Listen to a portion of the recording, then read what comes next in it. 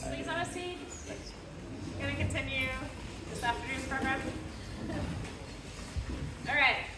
Who here does know Yichi? I feel like everyone knows him, right? He's like a staple of CSL. So he's with Professor Zhang, fifth-year PhD student on machine learning and hardware, software, co-design, all the good things that we know about. So representing co-design of binarized deep learning. Take it away. If you don't see him in the summer, I'm guessing you're at Google or Google Brains. I will be here. You'll be here. All right, like the first summer, I think you're here. It's our CSL. All right, please give him a hand. Thanks for the introduction. I'm Yichi. I'm a fifth-year student working with Professor Zhang, and I will be giving an overview on my work about co-design of binarized deep learning. So, maybe this figure is not very clear here. You can see it. Oh, okay, great. So, as students from CSL, we've seen many presentations starting from the end of Moore's law or the end of T-naught scaling. But today, instead, I propose we look at something very different, something that is rising, AI scaling law.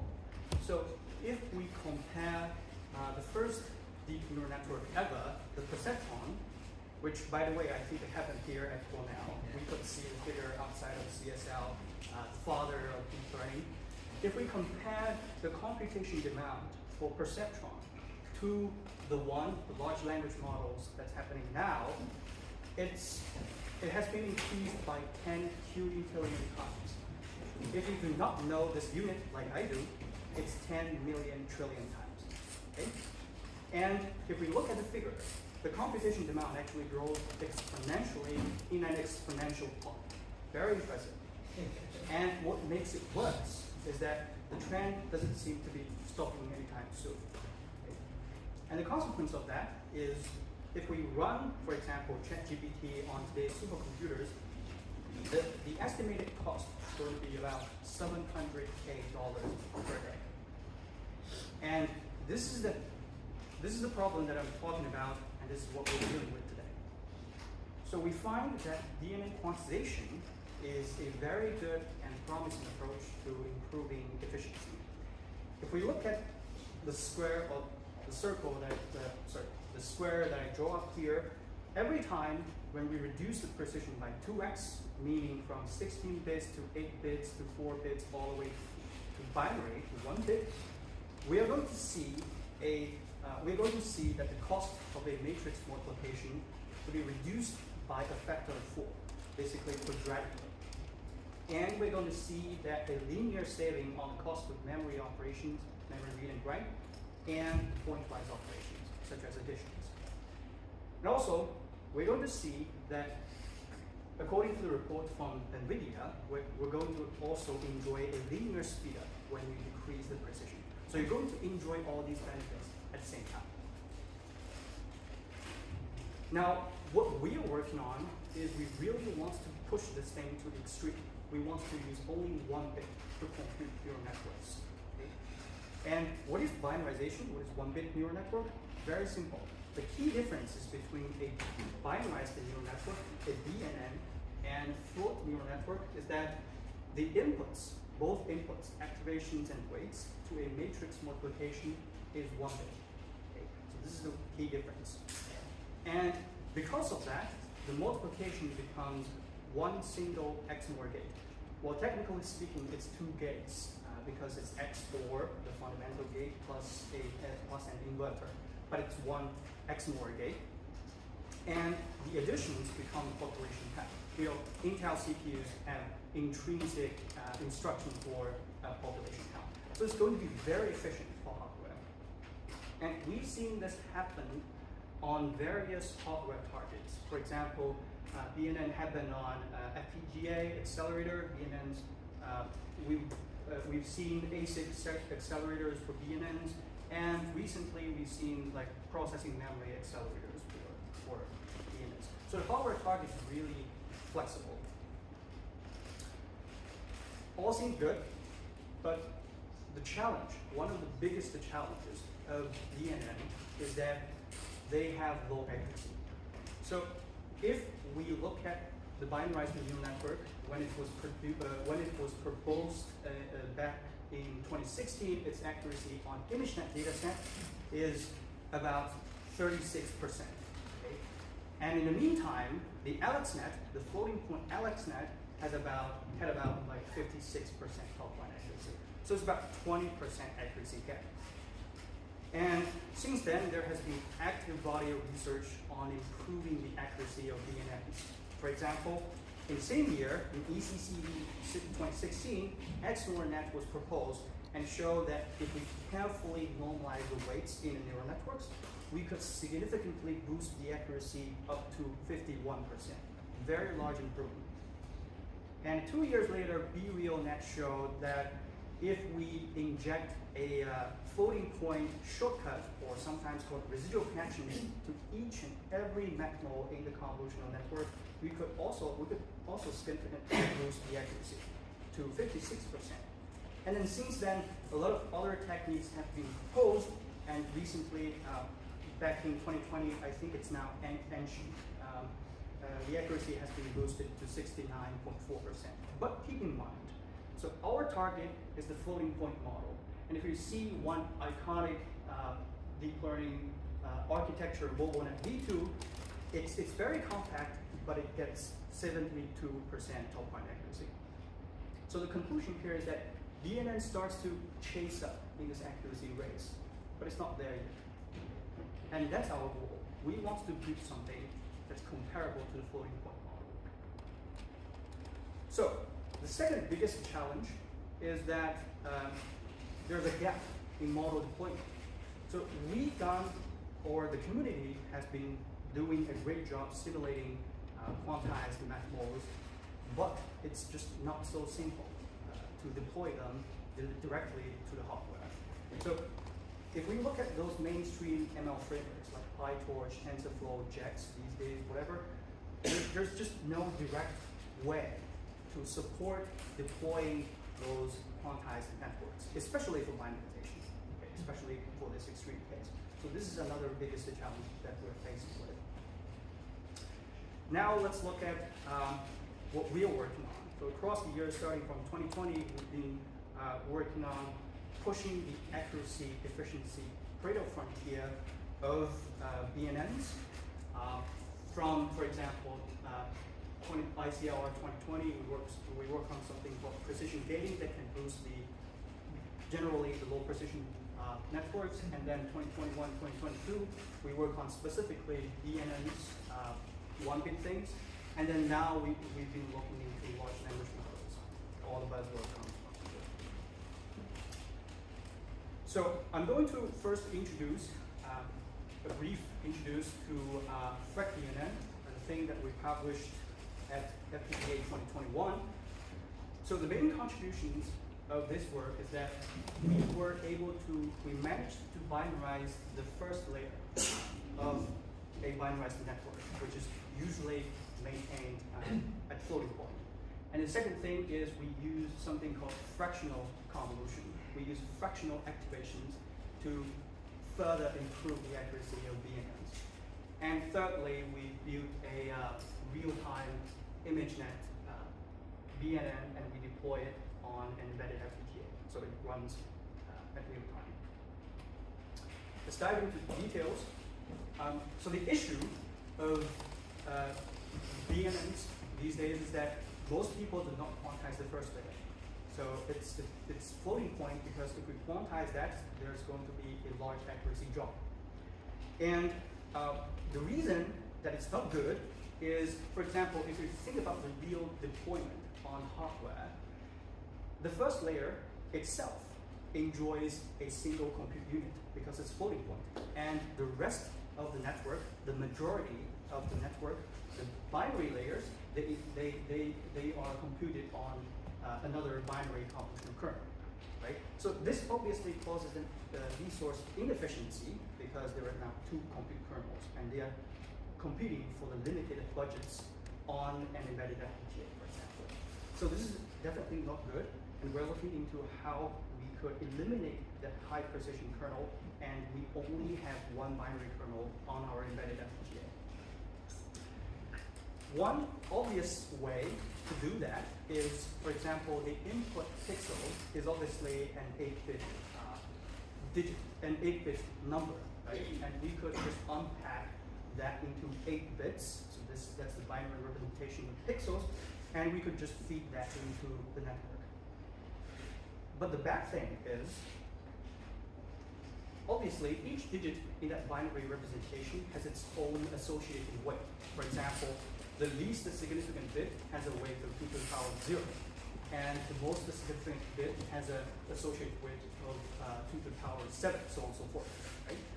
And we observed that when you unpack this binary representation and feed it to the neural network, these associated weights, these positional encoding basically, are lost.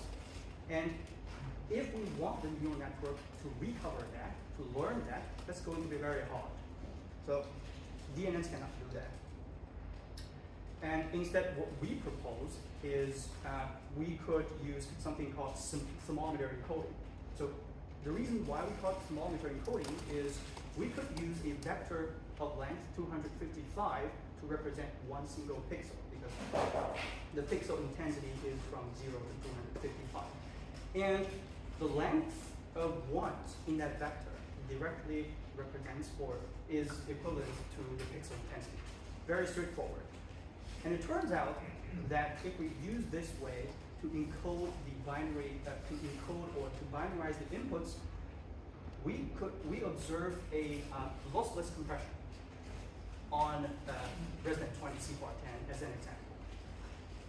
And compared to the baselines here, which uses this directly unpacked binary representation, they have very large accuracy degradation. So that's the first contribution. And second contribution is we use something called reflectional compilation. So we know that we want to compute everything in binary. We want to leverage the binary network.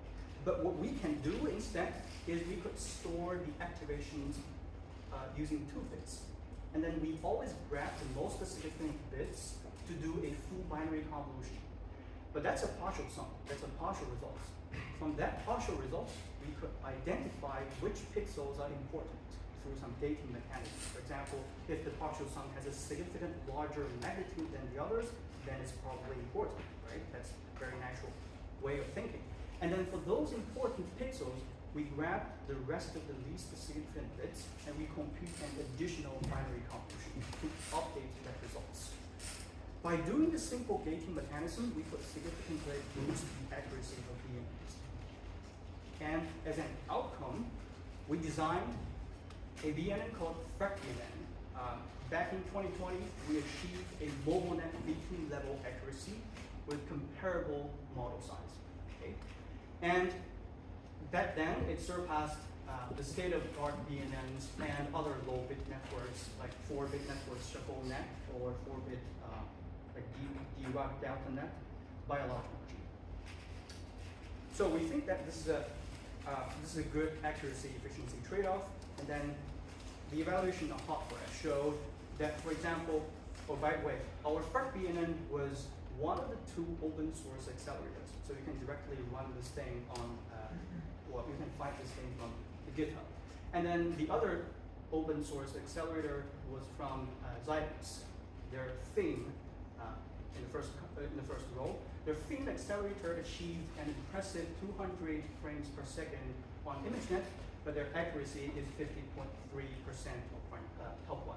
But ours, we could achieve 48.1 frames per second on such a small embedded FPGA, but our top one accuracy is in the meantime 21.5% higher. Very significant improvement compared to FIN.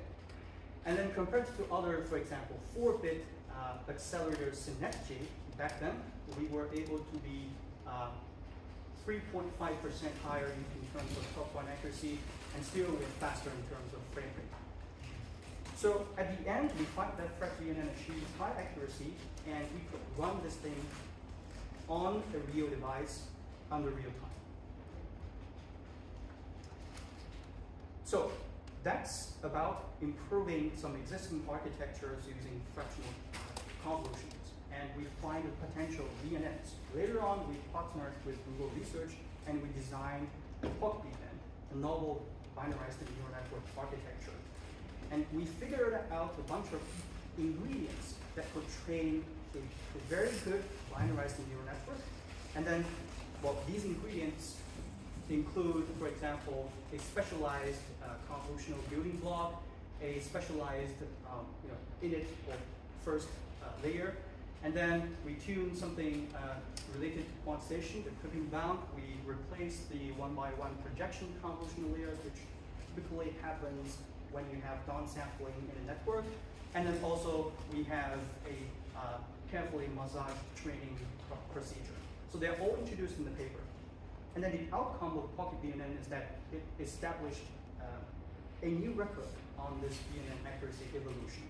So we take, when we evaluate this model, we took all of the BNNs that we can find in the literature, and then we plot the accuracy on this accuracy efficiency trade-off curve. We find that Pocket BNN established a good critical frontier over the rest of the baselines. And now we could see that it reached the 2x Pocket BNN 2x variant. It reached 77.2% top-line accuracy, which is comparable to EfficientNet V0, MobileNet V3, and ResNet K. So it's finally reaching something that we could accept in some real applications. And what's next? So definitely, we think that language model is going to be a big portion of the applications these days. So we're looking into the potential of binarizing language models, large language models. And we have been archiving this paper on binarized linear machine translation, which we apply one big things to the transformer, and we evaluate on translation tasks. We found that, this is just some preliminary results. We found that, for example, we evaluate binarized transformer with 1-bit weights on the WMT 2017 academic data set with a bunch of English-German translations taken from news reporters. And we found that with just 1-bit weights, you can achieve lossless compression compared to the floating point counterpart. Okay? Either the validation loss or the blue score, which measures how close the two translation sentences are, they are pretty similar. And for example, for other applications, we have mixture of experts. So we have another variant of 1-bit feed-forward network. It also achieves almost lossless compression compared to the baseline floating point counterpart. Okay? So that's our academic data set.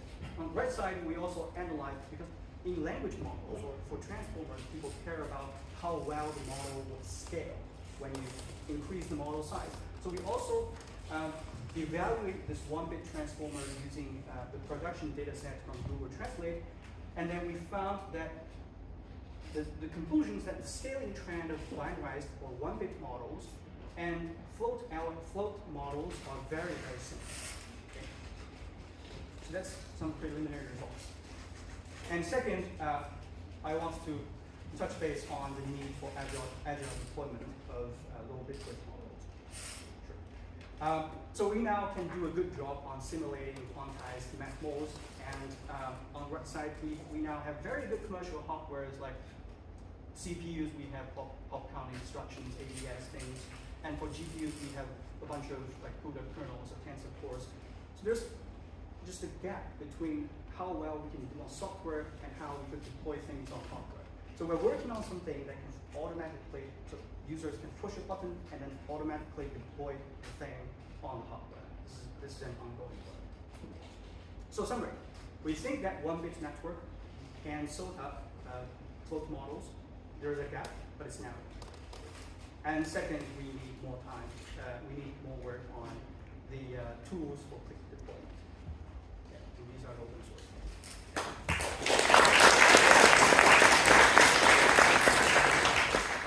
Happy to take questions.